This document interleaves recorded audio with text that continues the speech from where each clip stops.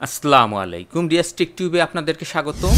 আজকে আমরা দেখব উইন্ডোজ 11 কম্পিউটারে কিভাবে আমরা লাইট থিম থেকে ডার্ক থিমটি এনেবল করতে পারি, এবং যাদের কম্পিউটারে ডার্ক থিম এনেবল করা আছে তারা যদি ডার্ক থিম থেকে লাইট থিম এনেবল করতে চান তাহলে আপনারা সেটাও করতে পারবেন। তাহলে চলুন আমরা প্রসেসটি দেখে নিই। আমরা ডেস্কটপের উপর রাইট বাটন ক্লিক করব। এখান থেকে আমরা ডেস্কটপ সেটিংস অথবা পার্সোনালাইজ এই দুইটির যে কোনো একটি ক্লিক করলেই আমাদের হবে। তো আমি ডেস্কটপ সেটিংসে ক্লিক করব। এরপর এখান থেকে আমরা হোম দেখতে পাচ্ছি, আমরা এই হোমে ক্লিক করব।